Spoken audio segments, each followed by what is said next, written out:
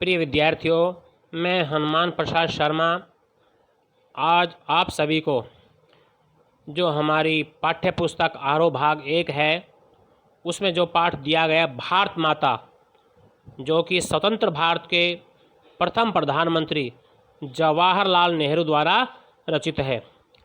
सबसे पहले मैं पाठ की रूपरेखा बताऊंगा, तत्पश्चात आपको पाठ का सार पढ़ाऊंगा। तो आइए सबसे पहले हम पाठ की रूपरेखा देखते हैं।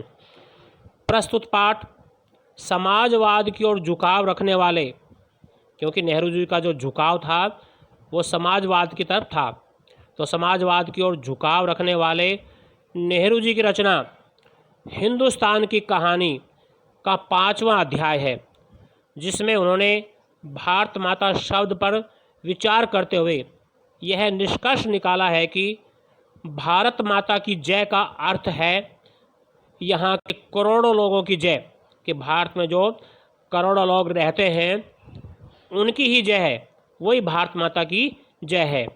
नेहरू जी ने स्पष्ट करने का प्रयास किया है कि किस तरह देश के कोने कोने में आयोजित जलसों में जाकर वे आम लोगों को यह बताते थे कि अनेक हिस्सों में बटा होने के बावजूद भी जो हिंदुस्तान है वो एक है। यहाँ के लोग यूनिटी में बंधे हुए, एकता के सूत्र में वो बंधे हुए।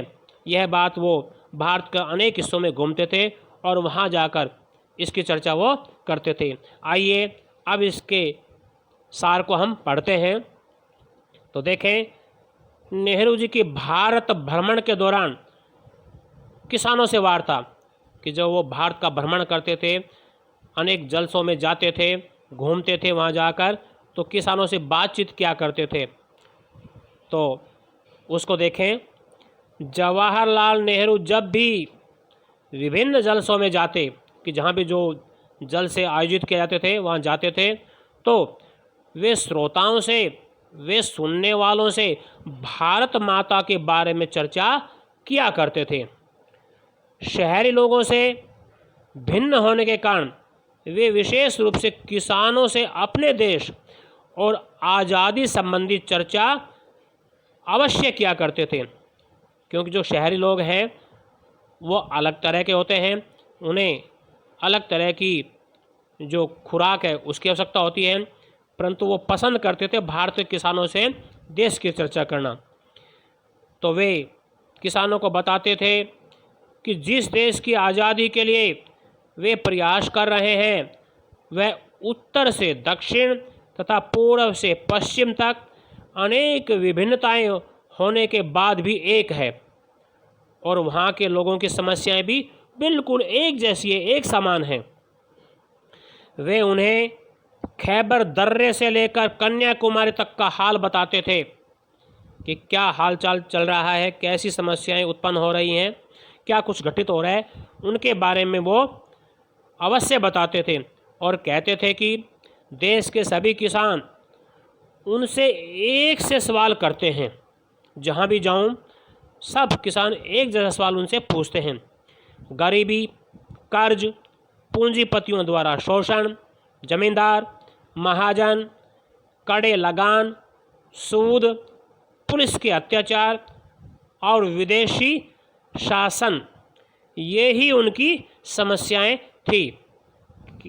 नेहरू जी ने कोशिश की कि भारतवासी पूरे हिंदुस्तान के बारे में सोचें तथा विदेशी शासन से छुटकारा पाए, कि जो अंग्रेज़ों का हमारे ऊपर जो अधिकार है, जो शासन है, उनसे जल्दी मुक्ति मिले, उनसे जल्दी छुटकारा पाए।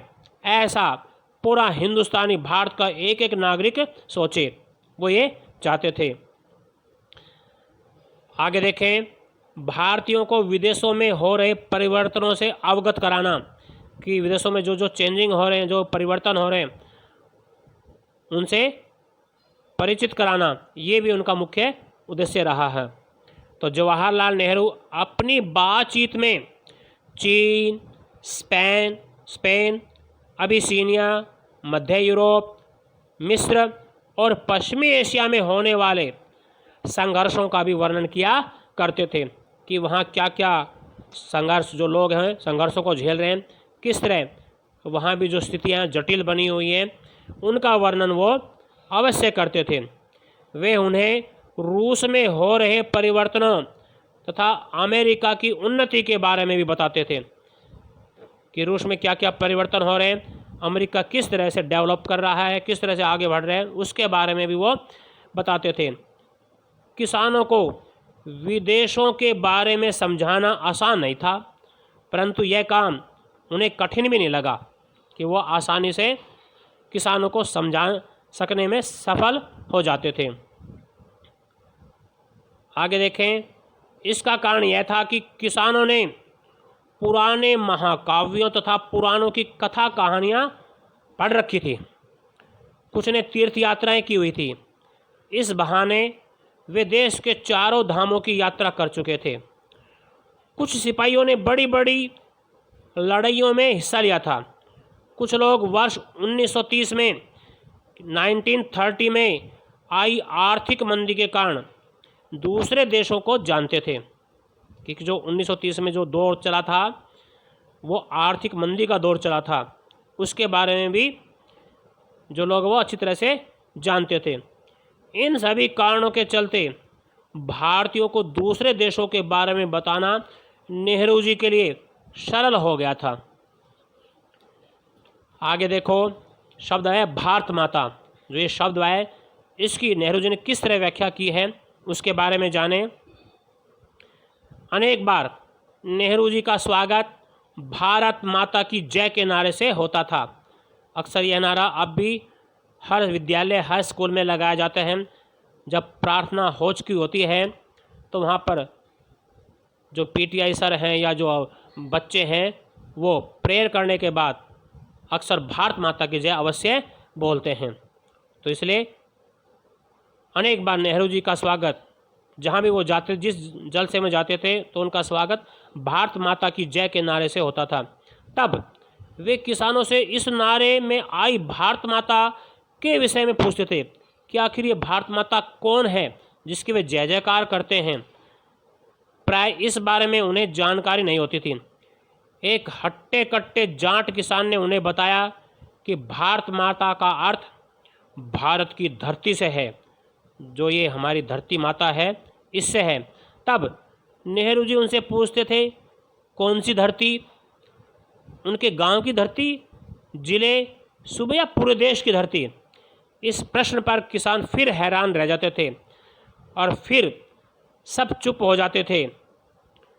नेहरू जी उन्हें बताते थे कि हिंदुस्तान वह सब तो है ही जो वे सोचते हैं, क्योंकि किसानों से कोई उत्तर न बन पाता था कि आखिर ये भाई भारत माता कौन है, भारत की धरती है क्या है। तो वे किसान स्वयं चाहते थे कि नेहरू जी स्वयं इसका उत्तर दें, इसके बारे में हमें समझाएं। इसलिए नेहरू जी उन्हें बताते थे, किसानों को समझाते थे कि हिंदुस्तान वह सब तो है ही जो वे सोचते हैं, बल्कि वह उससे भी कहीं अधिक है। यहाँ के देखो नदी, पहाड़, जंगल, खेत और करोड़ों भारतीय मिलकर भारत माता कहलाते हैं। केवल धरती नहीं बल्कि यहाँ के जो नदी, पहाड़, पर्वत, जंगल, खेत आदि हैं, या जो भारत के एक एक नागरिक हैं, भारत के जो करोड़ों भारतीय हैं, उनसे मिलकर ही भारत माता बनी है। यही भारत माता कहलाती हैं। भारत माता की जय का मतलब इन सब की जय से है। जब वे स्वयं को भी भारत माता का अंग समझते थे तो उनकी आंखों में एक चमक सी आ जाती थी। तो ये पाठ थोड़ा छोटा ही है, इसका सार मैंने प्यारे विद्यार्थियों आपको पढ़ाया। आप अपनी पुस्तक लेकर इस लेसन की रीडिंग करना, एक एक बात को अच्छी तरह से समझना और आगे जो छोटे छोटे क्वेश्चन हैं जिसको आप लोग MCQ टाइप क्वेश्चन कहते हैं, वो भी आगे आने वाली परीक्षा में पूछे जाएंगे।